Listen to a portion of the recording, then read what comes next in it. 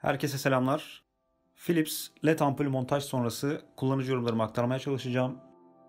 Tüm çekimlerde bu iki modeli kullandım. Hadi başlayalım.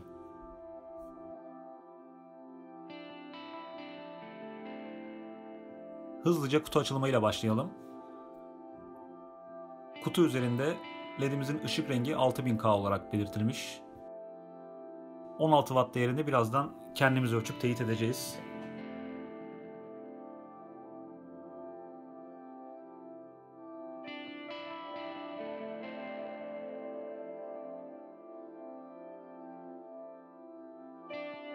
Arabam 2014 model Kia Rio. LED'imiz doğrudan soket kısmına uymuyor maalesef. Uyumlu bir aparat temin ettikten sonra montajı yapabiliyoruz. Ampulümüzün üzerindeki açı ayarını yanlardaki 3 alyanı gevşeterek yapıyoruz. 8-9 derece eksi açı verdiğimi görüyorsunuz. Bu şekilde ampul yere tam 90 derece bir açıyla sabitlenmiş oluyor. Doğru bir far ayarı için bu kısım çok önemli.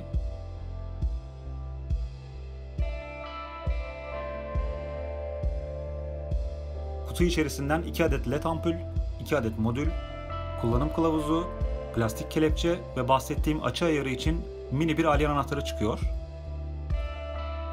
Modüllerin bir ucu normal far soketimize, diğer ucu da LED ampulümüze bağlanmalı. Zaten basit bir vidalı sistem yapmışlar, kolayca bağlanıyor.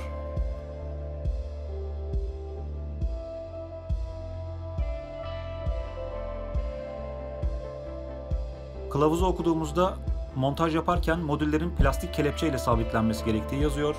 Bant kesinlikle kullanılmamalı. Yine bir kablo eki yapmanız gerekirse elektrik bantı yerine makaron kullanmanızı öneriyorum.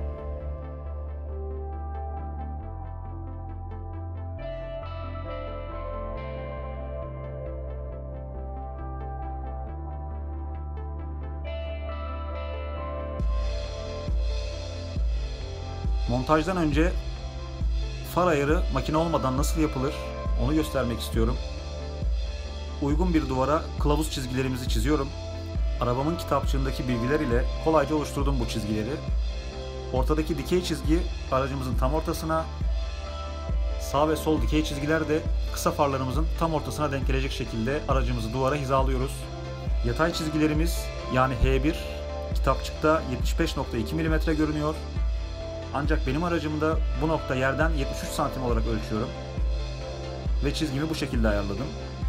W1 ölçüsü de iki far merkezimizin arasındaki mesafeyi yani 126 mm olarak gösterdiği mesafeyi ben de merkezden sağ ve sol taraflara 63'er santim ölçerek ayarlıyorum.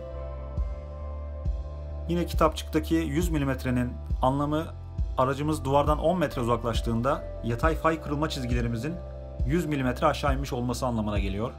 Ben de testi 10 metrede yapacağım için 10 santim aşağıya da bir çizgi daha çekiyorum. Far kırılma çizgimiz duvarın dibinde 73 santim iken aracı 10 metre uzaklaştırdığımda 63 santime inmiş olmalı.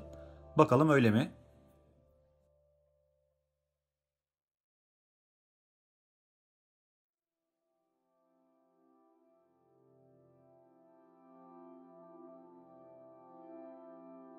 Özellikle sol farımda bariz bir ayar hatası var. Bir miktar aşağı alıyorum, ideal seviyesine getiriyorum. Kitapçıkta devreden çıkarma çizgisi olarak tercüme edilen bu çizgiler duvarda bu şekilde görülmeli. Far soketimizdeki voltajı motor çalışmıyorken 11.56 volt, motor çalışıyorken 13.63 volt ölçüyorum. Osram ampulün çektiği akımı ölçtüğümde motor çalışmıyorken 3.17 amper, motor çalışıyorken 3.63 amper ölçüyorum. Bir de Philips LED ampulümüze bakalım. LED'imizin motor çalışmıyorken çektiği akım 1.39 amper, motor çalışıyorken çektiği akım 1.16 amper. Burada watt değerleri iki ampul içinde birebir tutmuyor. Ölçü aleti hatası veya ürünlerin ömür durumlarına göre iç dirençlerindeki değişimler bizi yanıltabilir.